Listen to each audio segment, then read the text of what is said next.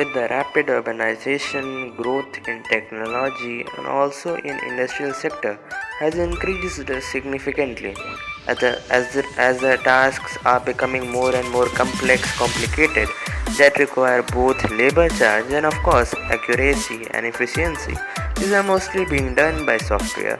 But early software were not able to deal with the complexity, hence a new programming approach has started to pave his way in this complex world after a structured, procedural and modular programming approach had failed, and that is object-oriented programming. What is actually object-oriented programming paradigm, or also called as OOPS concept? Object-oriented programming, OOP, is a programming paradigm that relies on the concept of classes and objects. It is used to structure a software program into simple reusable pieces of code blueprints, usually called classes, which are used to create individual instances of objects. Well, this definition still has some words that need to be defined. First of all, let us talk about classes and objects. Now, a class is a user-defined blueprint or prototype from which objects are created. It represents the set of properties or methods that are common to all objects of one type.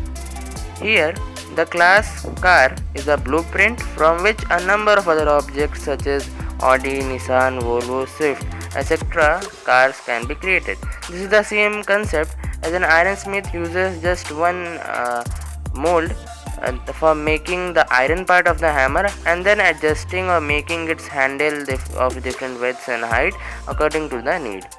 Now, an object is an identifiable entity with some characteristics and behavior.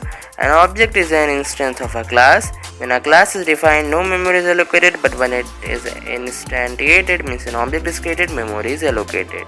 Here, each object means each car differ from each other by their different colors, by their different model and by their different brand names and etc.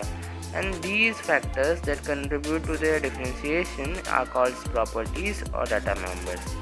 While some elements are there such as their speed, brakes, gears are present in all of them and they are important feature, like whether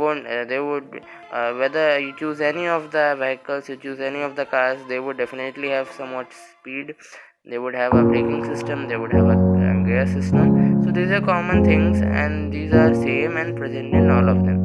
And so these similar things, these factors we called as functions or methods. Let us assume object-oriented programming as a chair or a hall with its 4 legs or pillars supporting it to withstand. These 4 pillars are also called the principal characteristics or basic concepts of OOP.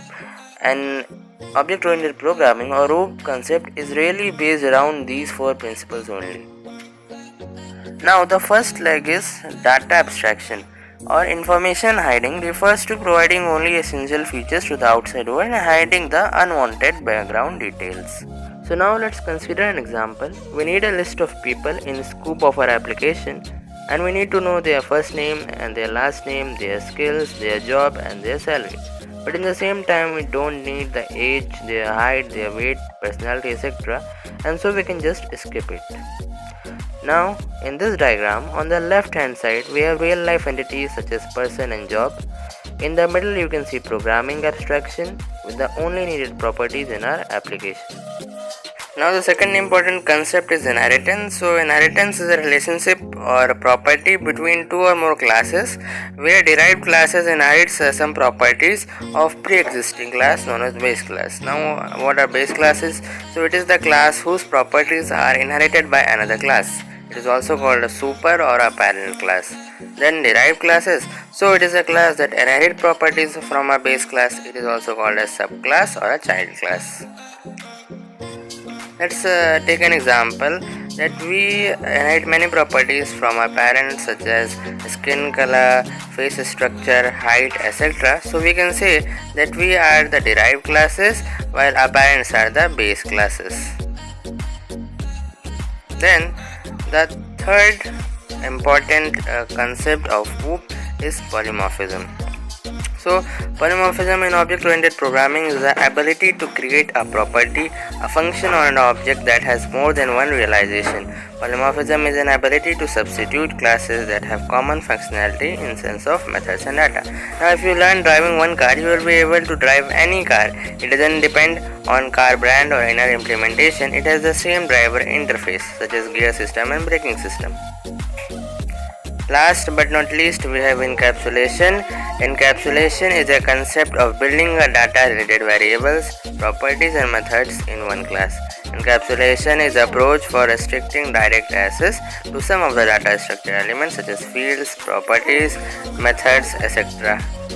Let us take an example of a tablet capsule that has different compounds and elements mixed in fixed ratios and encapsulated inside a tablet. The same concept is here with methods and variable encapsulated as a single unit called a class. At last, before winding up, let us talk about the advantages of OOP. So they are reuse of code, ease of comprehension, ease of application and maintenance, and at last easy redesign and extension.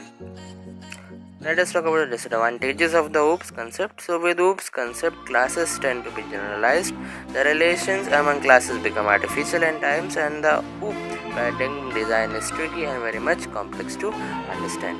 Then one needs to do proper planning and proper designing before writing an OOP programming. To program with OOP, one needs proper skills such as design skills, programming skills, etc.